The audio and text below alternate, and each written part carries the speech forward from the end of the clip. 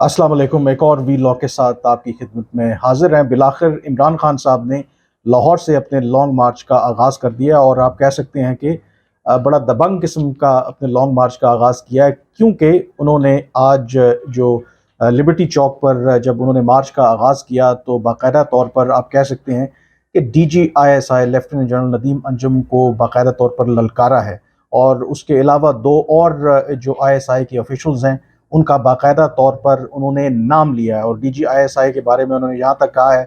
कि आप अगर कह रहे हैं कि ये आप गैर सियासी हो गए हैं और गैर जानिबदार हैं, लेकिन जो प्रेस कॉन्फ्रेंस आपने की, ऐसी प्रेस कॉन्फ्रेंस इवन तो शेख रशीद भी नहीं करता। और इवन उन्होंने ये भी कहा कि अगर आपने ये प्रेस कॉन्फ्रेंस करनी ही थी तो फिर आपने चोरों और डाकुओं का नाम क्यों नहीं लिया, सिर्फ इमरान खान को ही क्यों निशाना बनाया। इस जो इमरान खान साहब का जो खिताब था उससे बहुत वाज़ेह है कि अब शायद इमरान खान साहब तमाम जो कश्तियाँ हैं वो जला चुके हैं, और जो भी बिहाइंड द सीन या जो भी आप कह लें इससे पहले मुज़ाकरात हो रहे थे फ़रीक़ैन के दरमियान, अब वो मुज़ाकरात नहीं हो रहे। अब इसका जो कॉन्सिक्वेंसेस हैं वो क्या होंगे, ये तो ज़ाहिर है कि आइंदा आने वाले जो दिन हैं वो यही बताएंगे, क्योंकि क्लियरली अब इमरान खान साहब ने एक पोजीशन ले ली और इवन उन्होंने धमकी भी दी है कि अभी तो वो मुल्क की खातिर अपनी ज़ुबान नहीं खोल रहे। अगर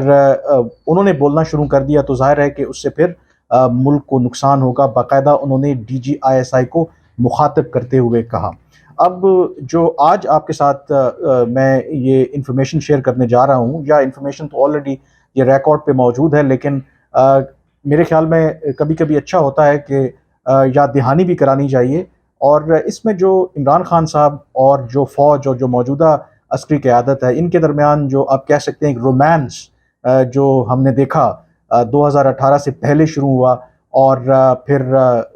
मार्च 2022 में बिलाखिर अपने इख्तिताम को पहुंचा। बल्कि आप थोड़ा पीछे भी चले जाएं तो जब DGISI की तैनाती हुई नवंबर 2021 में, वहाँ से वो पॉइंट था जब इन दोनों के दरमियान जो मोहब्बत थी वो बिलाखिर आप कह लें कि ब्रेकिंग पॉइंट पे आ गई। लेकिन कल जो DGISI ने प्रेस कॉन्फ्रेंस की, और एक गैर मामूली प्रेस कॉन्फ्रेंस, इससे पहले पाकिस्तान की तारीख में कभी ऐसा नहीं हुआ। उन्होंने आकर कोशिश की कि इमरान खान साहब का जो उनकी नज़र में एक झूठा बयानिया है उसको काउंटर किया जाए। तो उससे वाज़ेह था कि आप कह सकते हैं कि जो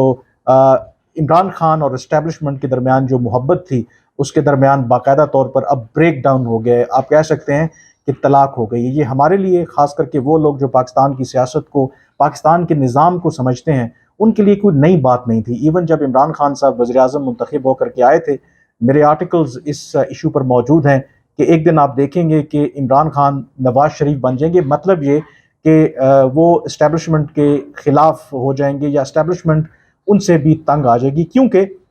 पाकिस्तान की डायनामिक्स ही ऐसी हैं। लेकिन फिर भी शायद कुछ लोगों को या बहुत से लोगों को ये एक खुशफहमी थी कि इस दफ़ा शायद कोई तब्दीली आएगी, ये नया पाकिस्तान है, क्योंकि इमरान खान साहब बड़े ईमानदार, सादिक और अमीन हैं, कोई बैगेज नहीं है, बड़ी इनकी एक अपील है। तो शायद इस दफ़ा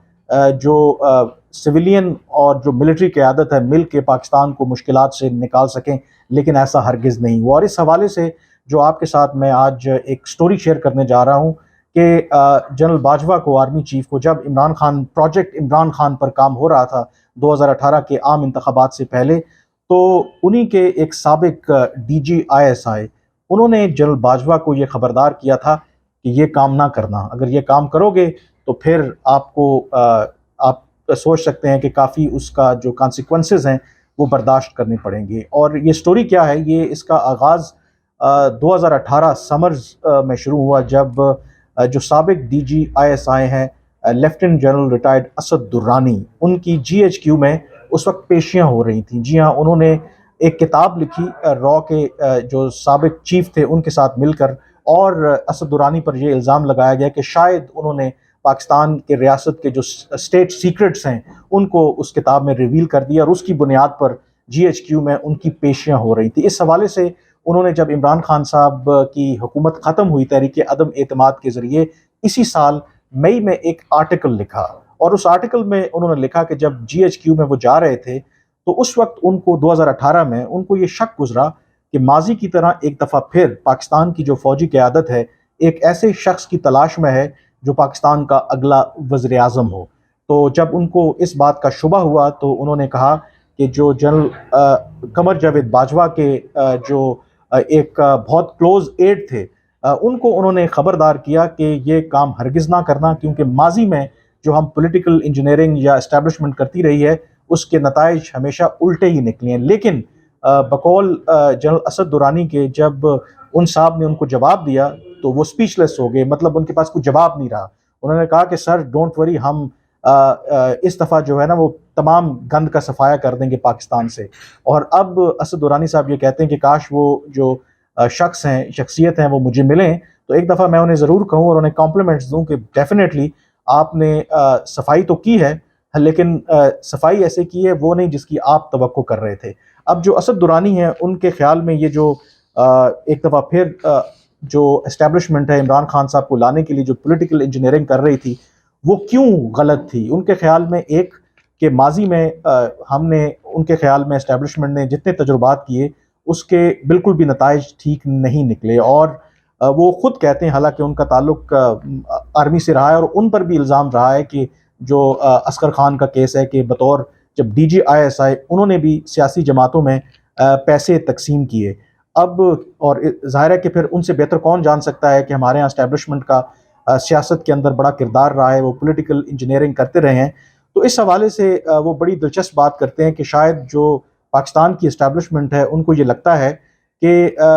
جو پاکستان یہ ملک جو ہے وہ خدا کی طرف سے ان کو ایک حکم دیا گیا ہے کہ یہ ایک تجربہ گاہ ہے، آپ یہاں پہ مختلف سیاستدانوں کو لائیں، ان پہ تجربات کریں اور پھر اس کے نتائج جو ہیں وہ دیکھیں پاکستان کتنے عرصے سے بھگت رہا ہے۔ عمران خان صاحب کے کیس کے خصوصی طور پر حوالے سے انہوں نے جو جنرل باجوہ کو خبردار کیا تھا، ان کا اسد درانی کا ایک ٹائم پر عمران خان سے بھی تعلق رہا ہے۔ تو انہوں نے اپنے اس آرٹیکل میں یہ لکھا کہ جو ان کا ذاتی مشاہدہ ہے اور ادروائز جو عمران خان صاحب کے بارے میں ایویڈنس موجود ہے، انہوں نے عمران خان کی شخصیت کو کچھ اس طرح سے سمویا، انگریزی میں ہے لیکن میں آپ کے لیے ٹرانسلیٹ کر دیتا ہوں۔ انہوں نے کہا کہ عمران خان ایک ایسی شخصیت ہیں جن کو اقتدار کی ہوس ہے، اور اقتدار اور طاقت کی ہوس کی خاطر وہ کوئی بھی شارٹ کٹ یا کوئی بھی ان کو طریقہ کار اگر ملے گا تو وہ اس کو اپنائیں گے۔ اور آگے چل کے وہ یہ کہتے ہیں کہ ماضی میں عمران خان، میں آپ کو ایک آسان الفاظ میں بتا رہا ہوں کہ عمران خان صاحب نے جو اپنا چورن ہے وہ بیچنے کی کوشش کی، جو پہلے آرمی چیفز رہے، لیکن کسی نے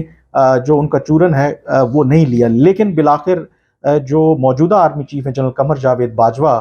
انہوں نے ان کی باتوں میں آ گئے، اور آگے چل کے یہ میں نہیں کہہ رہا، وہ یہ کہہ رہے ہیں کہ بالآخر جو کون مین کا مطلب یہ ہے کہ ایک فراڈ شخص جو ہے بالآخر اپنے مقصد میں کامیاب ہو گیا، ایک جو عسکری قیادت ہے اس کو یہ باور کروانے میں کامیاب ہو گیا کہ یہ وہ پاکستان کے لیے بہترین آپشن ہے اور اس کی حمایت کی جائے۔ لیکن اس کے بعد کیا ہوا، اسد درانی کہتے ہیں کہ یہ تاریخ ہمارے سامنے ہے کہ جس طرح ماضی کے تجربات ناکام رہے، اسی طرح سے عمران خان جب توقعات پر پورا نہیں اترے تو معاملات جو ہیں وہ بالکل خراب ہو گئے۔ اور دوسرا جو یو ایس کانسپریسی کی بات ہے اس کو بھی یہاں پر وہ اس کو چیلنج کرتے ہیں۔ وہ کہتے ہیں کہ عمران خان صاحب نے بڑا سکسیسفلی اپنا یہ بیانیہ ترتیب دیا کہ جیسے امریکہ کو پوری دنیا میں صرف عمران خان صاحب سے تھریٹ ہے۔ وہ یہ کہتے ہیں کہ اگر انہوں نے تاریخ پڑھی ہوتی تو ڈیفینیٹلی امریکہ دنیا میں رجیم چینج کرتا ہے، لیکن رجیم چینج وہ کوئی سائفر کے ذریعے نہیں کرتے، اس کے طریقہ کار جو ہیں وہ الگ ہوتے ہیں۔ اور پھر آگے چل کر جو دلچسپ اس کے اندر پہلو ہے عمران خان کی شخصیت کے حوالے سے، تو انہوں نے بات کی ہی یہ جو انہوں نے وارننگ دی، تو ان کو افسوس ہے کہ وہ جو خبردار کیا تھا اس پر جو اس وقت کی عسکری قیادت ہے انہوں نے کان نہیں دھرا، اور اس کا نتیجہ یہ نکلا ہے کہ آج ہم دیکھ رہے ہیں کہ عمران خان صاحب اور جو اسٹیبلشمنٹ ہے وہ بالکل آمنے سامنے ہیں۔ اور اسد درانی کے مطابق ماضی میں بھی یہی ہوتا رہا کہ جن سیاسی رہنماؤں کو یا جن سیاسی جماعتوں کو اسٹیبلشمنٹ نے اس امید پر ان کی حمایت کی کہ شاید وہ ہمیشہ ان کے کٹ پتلی بن کے رہیں گے، ایسا ہوا نہیں، اور بالآخر وہی جو سیاسی جماعتیں ہیں، وہی جو سیاسی رہنما ہیں، وہ اسٹیبلشمنٹ کے خلاف ہو گئی۔ اس کیس کے اندر وہ یہ کہتے ہیں کہ عمران خان کا جو کیس ہے وہ ایون جو ماضی کے جو قصے ہیں یا ماضی کے جو کیسز ہیں ان سے زیادہ خطرناک ہے۔ اس کی وجہ یہ بتاتے ہیں کہ یہ کلاسک ایگزامپل ہے یہ فرینکنسٹائن مانسٹر والی بات ہے. اب بہت سے لوگ جو نہیں جانتے، بنیادی طور پر فرینکنسٹائن مانسٹر جو ہے ایک فکشنل کیریکٹر ہے، یعنی کہ ایک ناول تھا 1818 میں پہلی دفعہ اس کیریکٹر کا ذکر کیا گیا کہ جب ایک سائنٹسٹ کو کوئی ایسا طریقہ مل گیا کہ اس نے ایک مخلوق ایجاد کی، اور وہ جو مخلوق تھی جب اس نے انسانوں میں گھلنے ملنے کی کوشش کی، اس میں جب اس کو جو دنیا تھی اس نے ریجیکٹ کر دیا، تو پھر جو اس کا خالق تھا، وہ جو مخلوق تھی وہ اسی کے درپے ہو گئی. تو بنیادی طور پر اگین یہاں پر وہ عمران خان صاحب کو اسی جو ناول کا کیریکٹر تھا اس سے تشبیہ دے رہے ہیں، اور وہ یہ کہہ رہے ہیں کہ عمران خان صاحب کیوں زیادہ خطرناک ہیں، کیونکہ انہوں نے جو اپنا، یہ اسد درانی صاحب کہہ رہے ہیں کہ اپنے جو پاگل پن ہے، پاگل پن کا جو آپ کہہ سکتے ہیں کہ سحر، وہ لوگوں کے اوپر طاری کر دیا ہے. عمران خان ان کے بقول وہ جن ہیں جو بوتل سے باہر آ گئے ہیں. اب اس جن کو بوتل میں دوبارہ کیسے بند کیا جائے، یہ بہت بڑا اسٹیبلشمنٹ کے لیے ایک سوالیہ نشان ہے. جو عمران خان صاحب یہ لانگ مارچ لے کے آ رہے ہیں، یقینی طور پر اب جو انہوں نے ایک سخت پوزیشن لی ہے، یہ اسٹیبلشمنٹ کے لیے، موجودہ عسکری قیادت کے لیے ایک بہت بڑا امتحان ہے. اور اپنا جو آرٹیکل ہے وہ اس طریقے سے کنکلوڈ کرتے ہیں، بنیادی طور پر کہنا وہ یہ چاہ رہے ہیں کہ جب آپ قدرت کے قانون ایک دیا گیا ہے، جب اس میں چھیڑ چھاڑ کرتے ہیں تو ظاہر ہے کہ اس کے نتائج جو ہیں وہ پھر آپ کے حق میں نہیں آتے. اور وہ جو شعر انہوں نے کنکلوڈ کیا جیسے اپنا آرٹیکل، انہوں نے کہا کہ زندگی کیا ہے عناصر میں ظہور ترتیب، موت کیا ہے انہی اجزاء کا پریشاں ہونا. مجھے اجازت دیجیے، اللہ حافظ.